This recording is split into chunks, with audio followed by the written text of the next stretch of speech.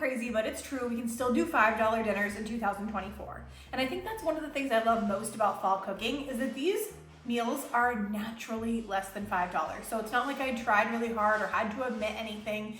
Cook them as they are, and they just came out that way. There's some new fall favorites, and I can't wait to share them with you. All right, today we're gonna make a skillet gnocchi with some Italian sausage and spinach. This is like a perfect hearty fall meal. All right, so the gnocchi, I have some water boiling. As soon as that's boiling, we're gonna put it in and just follow the instructions on here. It's literally 2 minutes, so it takes no time.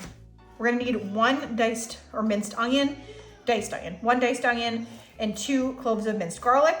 So you can use any type of sausage for this. I happen to have some turkey sausage. It's Italian turkey sausage I got on sale. You could even use like some of the pre-cooked chicken sausage or something. We're gonna slice it up. I'm not too worried about like putting it on the same thing because we're gonna cook all this stuff together anyway. But we do need to cook these fully before we add the gnocchi and everything. But if you have pre-cooked, that's fine too. So over medium-high heat, you want to add a couple tablespoons of butter. I'm just going to add my uncooked sausage here because we're going to cook that up. I'm going to cook it at the same time as the onions. So we're just going to put that all in here.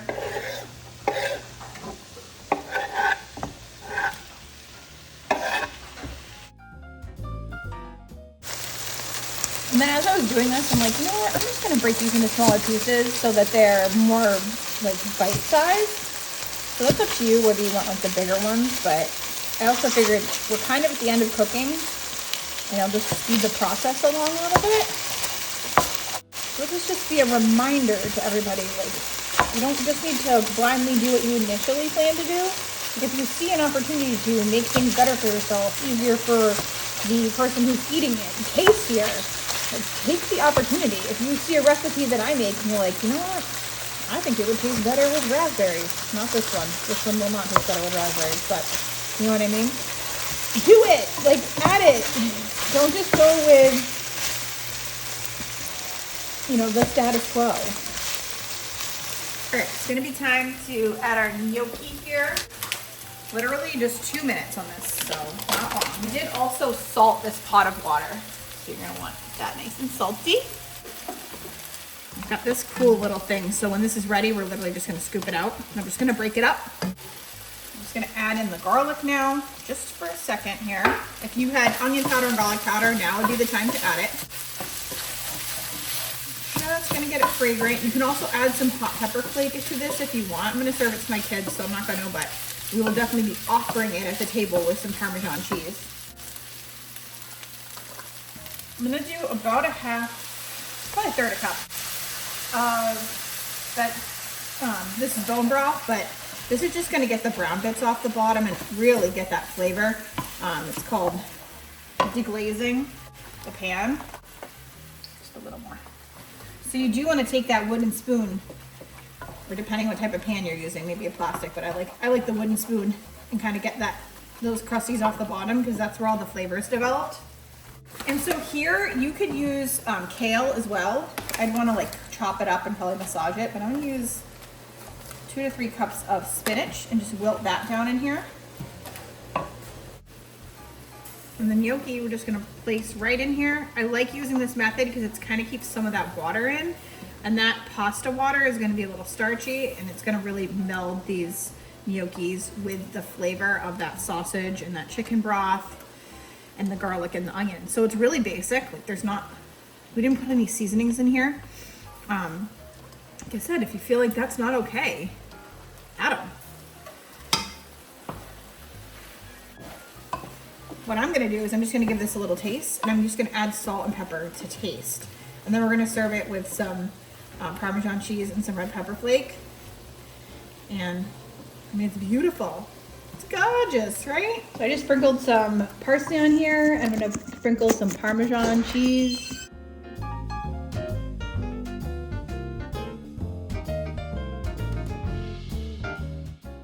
All right, so for this one, we're making an apple onion grilled cheese.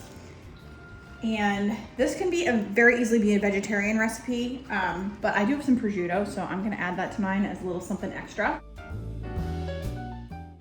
I'm just gonna make one but this is very inexpensive to make as much as you like. I have some sourdough bread here, but you can use any type of bread that you want, and apples. So very few ingredients, and we're gonna make something that's super fall flavored, amazing.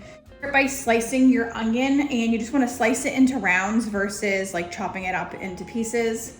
And then I've got a tablespoon of butter in a pan over medium heat. We're gonna add in the onion to that, cook it down for like 5 minutes.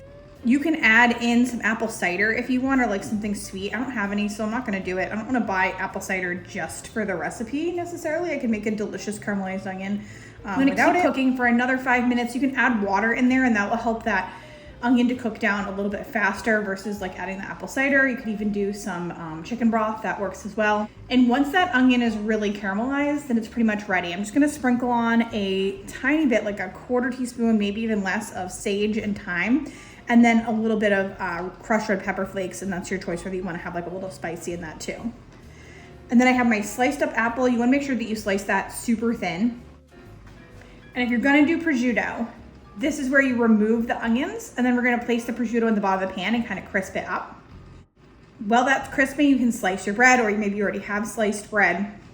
I'm gonna butter both sides of the bread, like the back sides.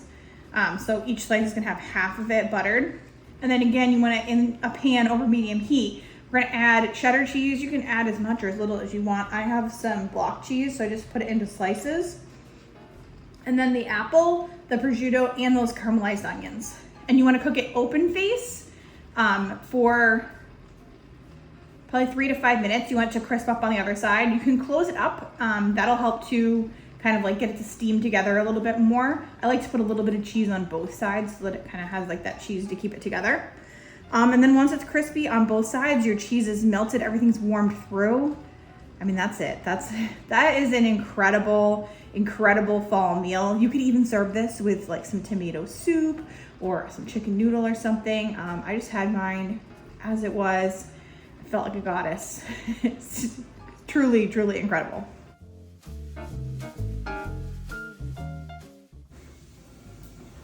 All right, so for this one, we're gonna make a coconut pumpkin lime curry chickpea. So again, very low cost because we're just gonna use some canned chickpeas. We've got some fresh onion. I'm gonna mince that up. You can very easily double this recipe. I'm just gonna make a couple of servings. I have 1 jalapeno, we're gonna seed that. You could always use pickled jalapeno, that would be fine, or you can even just add some like hot pepper flakes to it if you don't have anything spicy, or if you don't like spicy, then you don't wanna put it in. And then we're just gonna mince 4 cloves of garlic. Again, if you don't have fresh garlic, you can always use garlic powder. So you just wanna heat a couple of tablespoons of oil in a large skillet over medium heat. We're gonna stir in that onion and jalapeno, and then just cook until it's golden on the edges. It's gonna be about 8 minutes. Once that onion is cooked down, you wanna add in the ginger and garlic just for about a minute. You're gonna just stir it up, and it's gonna basically bring out all the flavors and all the smells.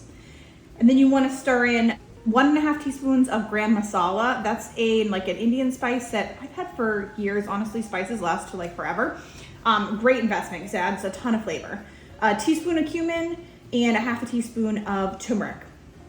Again, we're just gonna cook that up really, really quick. It's just gonna like kind of like bloom the flavors. You wanna stir in 1 can of chickpeas drained, 1/2 can of coconut milk. Again, it's very easy to double this, so you just use 2 cans of chickpeas and a full cup of coconut milk. 1 cup of pureed pumpkin. 1/4 cup of water, and just a sprinkling of salt, probably about a teaspoon. And you wanna bring that to a simmer. And once it comes up to that simmer, we're gonna simmer it for 10 minutes and kind of stir it, and all those flavors are gonna come out in this, and it's really just incredible. So once it's done, after that 10 minutes is up, I'm gonna add in a tablespoon or so of fresh lime juice, or you could use like the squeeze bottle of lime juice. And you can add some cilantro to it too if you have some fresh. I don't have any fresh cilantro today, so I'm just not adding it. And then just give it a taste. You can adjust the seasonings, like add some salt if you need to. This is a seriously incredible dish. And then you just want to serve it over some rice. I like to take my rice, mix it with half cauliflower rice, because then I get some more veggies in. And I can tell when I have plain cauliflower rice. I can't tell when I have rice mixed with cauliflower rice. It's just a great way to get extra veggies in it, and it's really inexpensive. So that's what I've done here. And this is really, seriously Seriously, incredible dish. So many fall flavors. Like I love the pumpkin in it. I love the curry. It's just like the taste of the season. And it's like, I mean, it cost me less than $5 to make, so it couldn't be better. For more fall inspiration, click on this next video and I'll see you there. Like you.